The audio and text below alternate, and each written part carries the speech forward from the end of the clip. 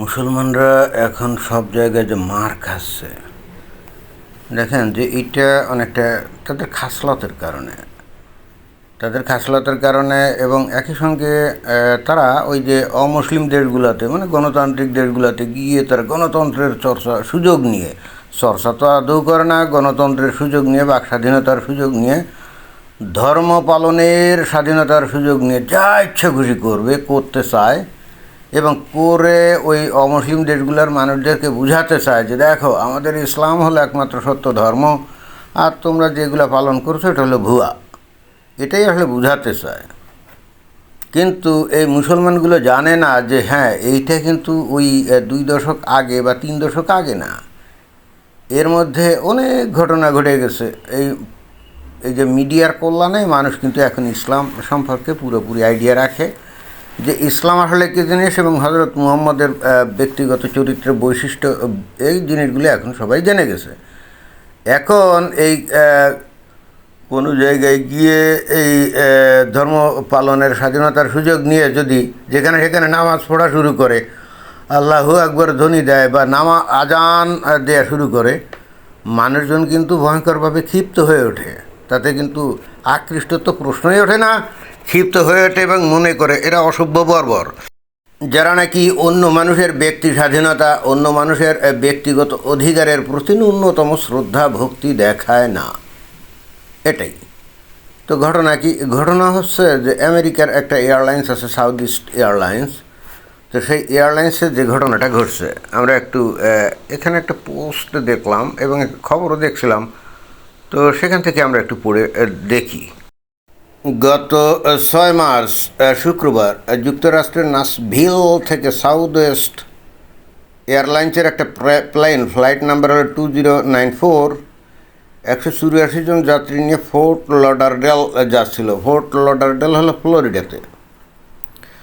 Boeing 737-800 max সিরিজের এই প্লেনে মাঝ আকাশে হঠাৎ চিৎকার চেঁচামেচি শুরু হয়।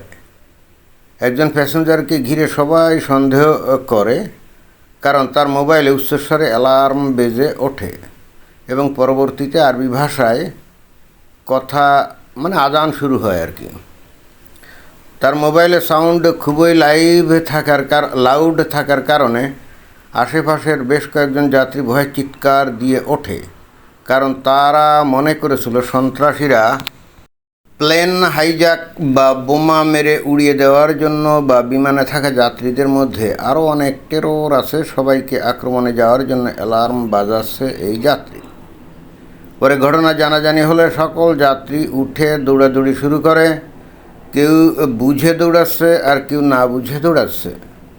বিমান দুর্ঘটনায় পড়ার অবস্থা, অর্থাৎ বিমান তখন দুর্ঘটনায় পড়ার অবস্থা হচ্ছে। ভিতরে লোকজন যেহেতু দৌড়াদৌড়ি শুরু করছে এলোমেলো অবস্থা, বেগতিক দেখে প্লেনের ক্যাপ্টেন আটলান্টা ইন্টারন্যাশনাল এয়ারপোর্টে জরুরি অবতরণ করতে সমর্থ হয় এবং কোনো মতে বিমানের যাত্রীদের জীবন বাঁচাতে সমর্থ হলেও যাত্রীদের আতঙ্ক তখনও যায়নি। পরে আমেরিকান গোয়েন্দা সংস্থা FBI এর এজেন্টরা উক্ত যাত্রীকে শনাক্ত করে এবং ধরে নিয়ে যায় এবং তার ফলে যা হয় আর কি, তাকে ধরে নিয়ে হাজতের মধ্যে ঢুকায়। তারপরে ওই বিমানের যাত্রীরা অন্য বিমান বা সেই বিমানে আবার চলে যায়, কিন্তু ওই যাত্রীকে হাজতের মধ্যে থাকতে হয়।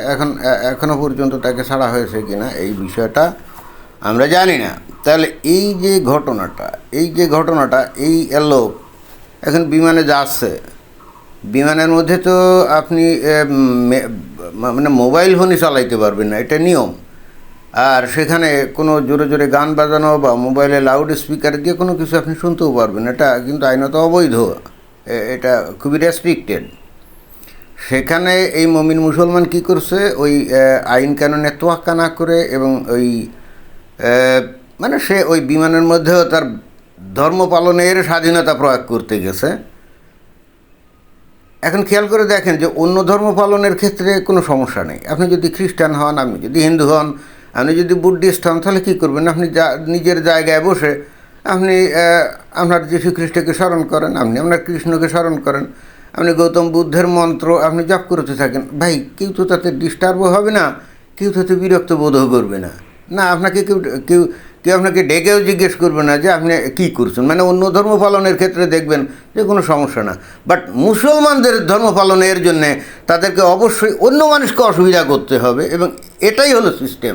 সেটা কি, এই ব্যক্তি বেসিক্যালি অ্যালার্ম দিয়ে রাখছিল কী জন্যে এবং আজান কেন বাজাইছিল, সে বস্তুত টাইমিং সেট করে রাখছিল, যেহেতু বিমানে যাচ্ছে তাহলে তার নামাজের ওয়াক্ত হয়ে যাবে বিমানের মধ্যে, এই জন্য প্রথমে অ্যালার্ম সেট করে অতপর ওই অ্যালার্মের সাথে কি আজান সেট করে রাখছে, যাতে করে নির্দিষ্ট সময় পরে অ্যালার্ম দিয়ে তারপরে ওই যে আজান বেজে উঠবে, এবং তখন সে ওই ওই যে বিমানের মধ্যে এসে ওখানে বসে হয়তো নামাজ পড়বে।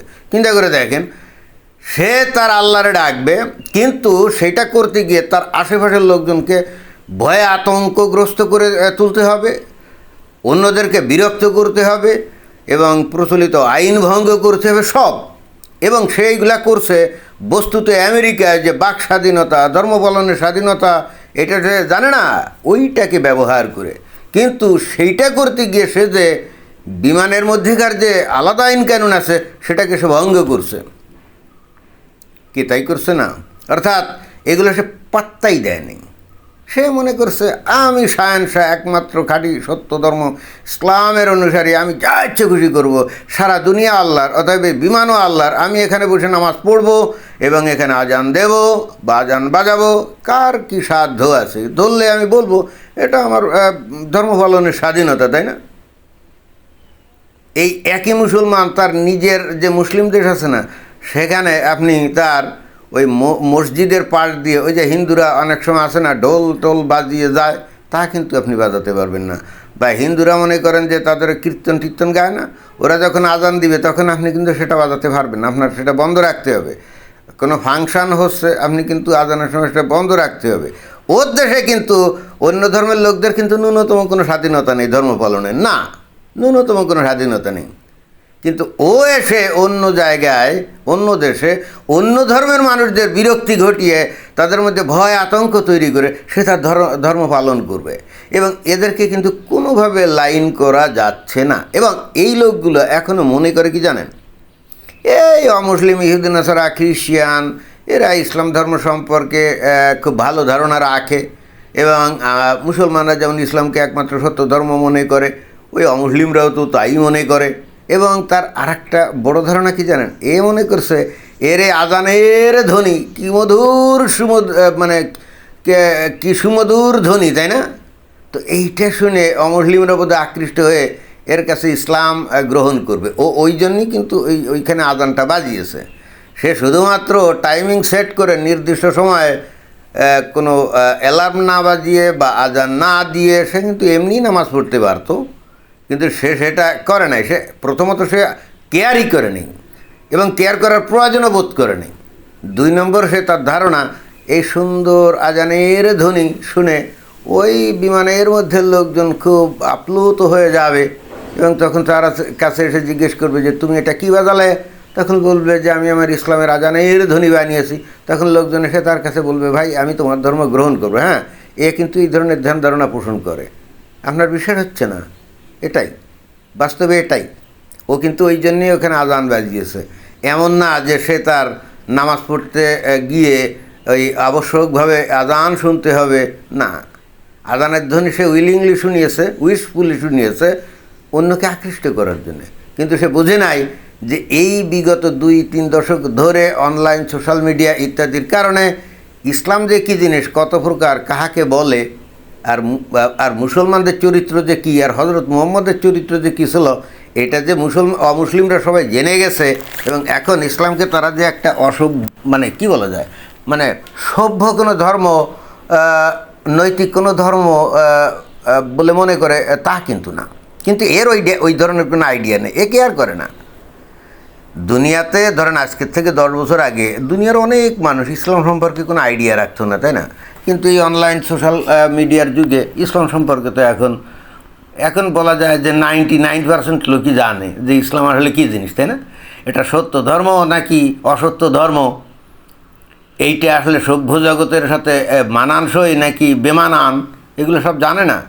কিন্তু এই লোক জানে না, এ তো ভয়ঙ্কর ধর্ম আন্ধ, তাই না? এ এখনও মনে করে মানুষকে বোধ হয় মিসগাইডেড করা যেতে পারে, মানুষকে বোধ হয় এখনও মিথ্যা কথা বলে প্ররোচিত করে তাদেরকে ইসলামের পথে আনা যেতে পারে, এ কিন্তু তাই মনে করে। যেমনটা আজকে থেকে 15-20 বছর আগে কিন্তু অনেককে কিন্তু এইভাবে আকৃষ্ট করা যেত, এমন না যে যেত না, হ্যাঁ, কারণ তখন তো মানুষ তো ইসলাম জানতো না। তো যাই হোক, এই ঘটনা সে ঘটিয়েছে এবং ঘটার কারণে সে বিপুলভাবে এখন আইন প্রয়োগকারী সংস্থার কবলে পড়ছে এবং একই সঙ্গে যে বিমানকে নামতে হয়েছে, উঠতে হয়েছে, অনেক ক্ষয়ক্ষতি হয়েছে না। একটা বিমান নামতে গেলে বা উঠতে গেলে নতুন করে এখানে প্রচুর জ্বালানি পড়ে, তো এখানে অনেক ক্ষতি হয়েছে না, দেখা যাবে যে ক্ষতিও তার কাছ থেকে তুলে নেওয়া হবে।